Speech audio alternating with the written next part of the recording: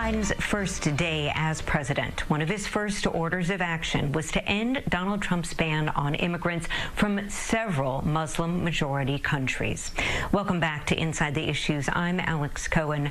Biden called President Trump's move from 2017, and I quote, a stain on our national conscience. He also said, again quoting, we will not turn our backs on our values with discriminatory bans on entry into the United States.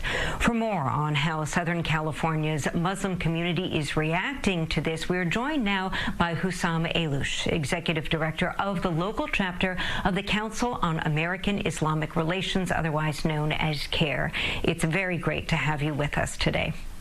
It's always a pleasure. Thank you, Alex. So let's talk about how this move to rescind the 2017 so-called Muslim ban. We knew that there was a potential, a very serious potential for this to happen, for it to happen on the day that wasn't even President Biden's first full day in office. What did that mean to you personally? It's a great relief from a civil rights professional perspective, but also from a personal perspective. You know, myself being the son of Syrian immigrants, I've been personally impacted by it. You know, when my son got married, we couldn't even invite our relatives from Syria to join us.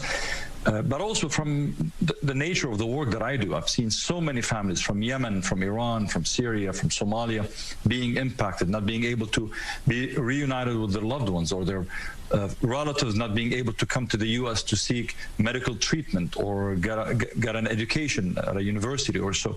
So for me, that is a relief. It's something that I celebrated.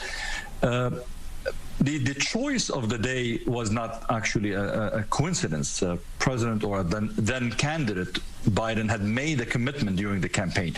One of the ways he appealed to the Muslim voters in America was committing to undoing this great injustice. Ironically, undoing an injustice that was also a result of a campaign promise made by then candidate Trump. You know, within a week from taking office, President Trump then signed the executive order.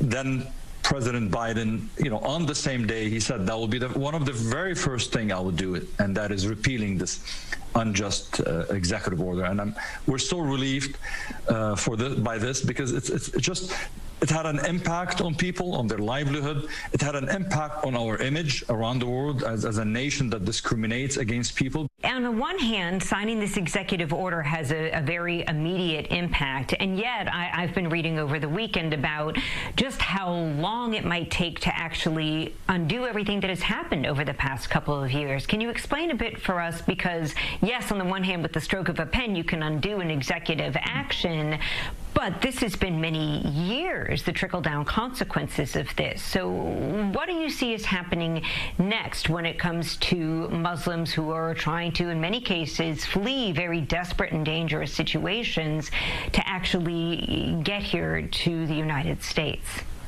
Of course.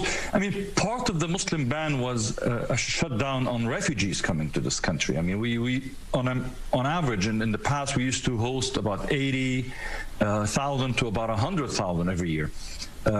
Under the Trump administration, that number went down to 50, then 30, then 20, expected to be 15,000 for this year. Hopefully that will change too, because we are a nation, a country that has embraced people fleeing warfare, people fleeing for their safety.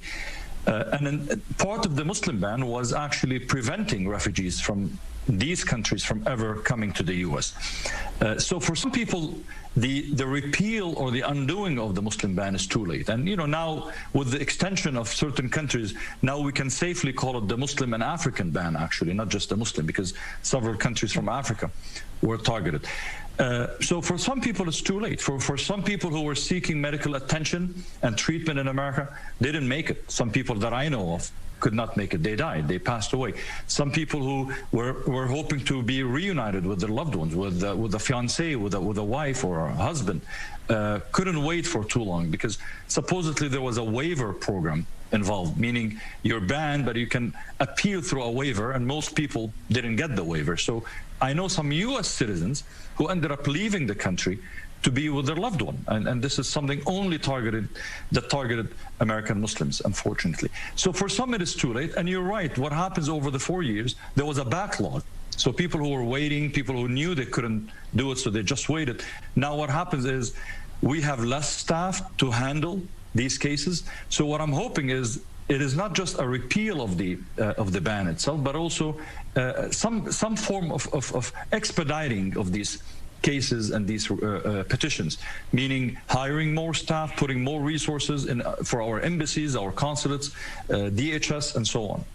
Hussam, Ayloush, of course, the impetus for this ban initially under President Trump was a real concern about an external terrorist threat. And I'm curious to get your take, especially seeing what Muslims throughout this country, especially here in Southern California, have faced pretty much ever since 9/11, and seeing what has happened just this year in our U.S. Capitol.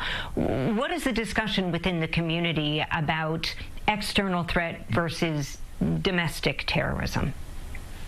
Of course, there has always been, I mean, the T word itself has always been an open-ended tool to wage war on freedoms, on rights, civil liberties, justifying basically policies that justify surveillance and so on and so forth. It's basically asking for a carte blanche to violate people's rights here or abroad, but whether we bomb weddings and then say, well, sorry, we meant the terrorists. So this was an overextended policy to get away with things you wouldn't do in normal times. And unfortunately, if you ask anybody, can you think of a terrorist? Usually it's a brown person, it's a Muslim person. And this is not just as a result of 9/11, but this has been going on for decades in Hollywood, for decades in policies, even sometimes in the way news media reports on things. If it is, sorry to use terminology like that, but if it's a white person, it's a protest, it's a anarchist. They're rarely the association, even if the act. So usually the labeling is not based on the act itself, but more on the race, religion, or skin color of the perpetrator or the suspects themselves. And this has to end on many levels. One is because it has led to the unfair treatment of Muslims as American Muslims, but also Muslims as abroad. We have managed to dehumanize these people. We have justified invasions that we're still paying the price of. We've destroyed countries because of that. We've destroyed Iraq. We've destroyed Afghanistan. We have looked at victims of war in Palestine, in Yemen, in Syria, with no heart, with carelessness, because in the back of our mind, they're terrorists. And others have learned that. Other countries and other tyrannies have learned that, including Middle Eastern governments. Now to justify fighting against those demanding freedom and democracy in Saudi Arabia or in Egypt, or people who want to practice their religion in like the Uyghurs in China, in order to justify for these governments their heavy-hand approach, all they have to do is claim that they are terrorists.